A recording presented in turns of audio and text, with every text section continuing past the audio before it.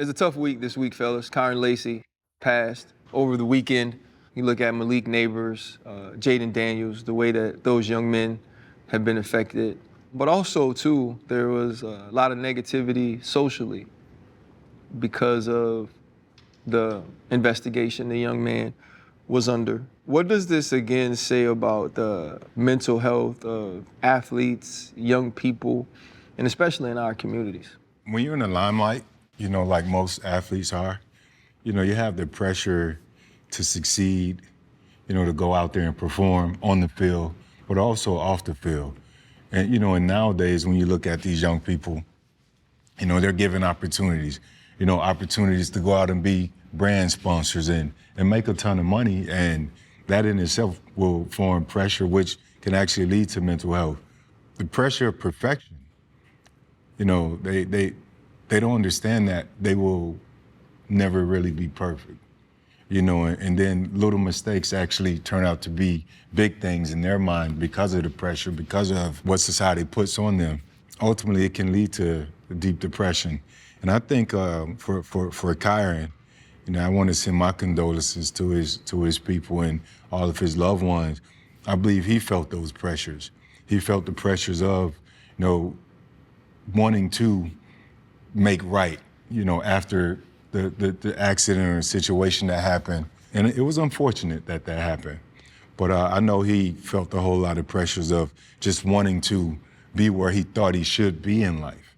And young people do that. I saw Mel Robbins post something the other day about giving them the mindset that they can use going forward to let them know that they're not behind.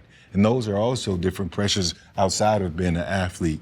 For me, I'm having a tough time trying to make words right in it. And I just feel so bad for Kyren. I feel bad for any young person. One mistake isn't the end of your life. Two mistakes isn't. It's just adversity. And we have to be able to speak more so we can allow them, send them a message so that they can see that no one's perfect. Pressures are gonna come and go. Just continue to live your life forward, man, and make the most of it. But we gotta also do our best to continue to check in, on the young generations when they are going through different things. Such a bad tragedy, man. I'll say just nothing is too big to overcome.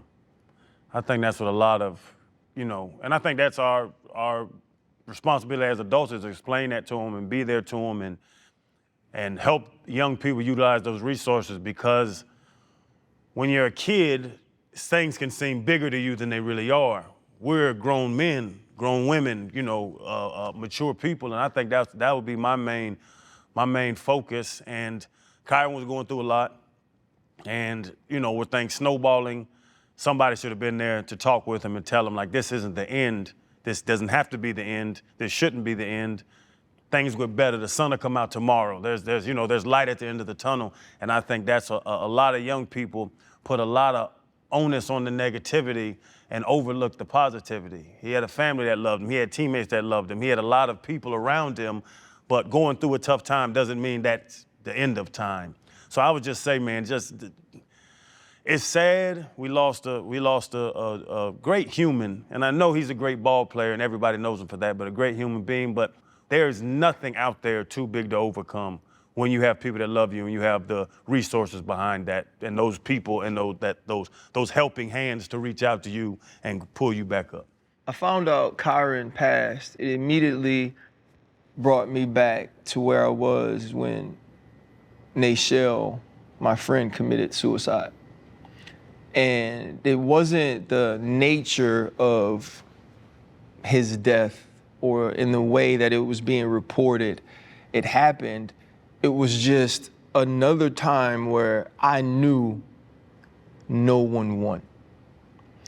And you think about what Kyren was going through with the incident where the veteran was killed, the traffic violation, him being called a killer, him being called a murderer.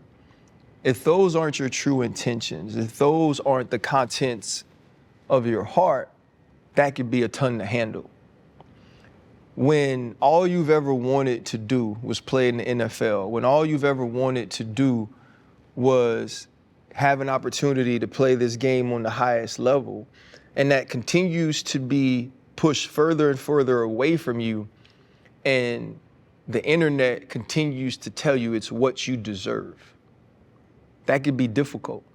The thing I want to say is to anybody, we can't always hold everyone to their worst moment, but we can and we should hold everyone accountable. As Black men, we have to do better. We have to do better in the way we behave, in the examples we set.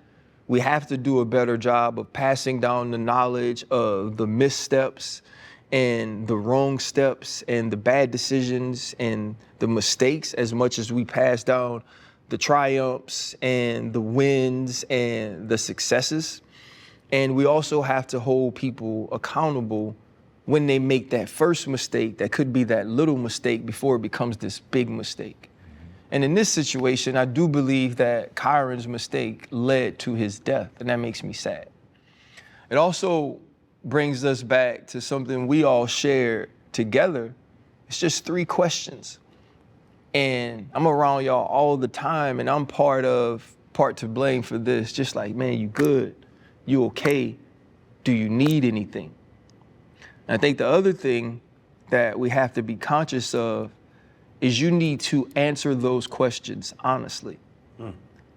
As Black men, and as men in general, you're taught to always be good. You're taught to always be okay. You're taught to never ask for anything because you're supposed to be able to do it. But when somebody asks you, are you good? If you're not, it's okay to say I'm not. If they ask you, are you okay? If you're not, it's okay to say that you're not. And if they ask you, do you need anything? If you need it, it's okay to tell them you do. Because if they truly are asking you that question because they want to know the answers, that means they love you. And if they love you, they're gonna do the best they can to give it to you. So my heart, man, breaks for Kyren. It breaks for his parents. It breaks for his girlfriend. It breaks for his family. It breaks for his friends and brothers like Malik and Jaden, because you could see how much love they had for him and how affected they are. But man, take your time. Ask your people, you good? You okay? Do you need anything? And people, answer those questions honestly. Could save your life or somebody else's.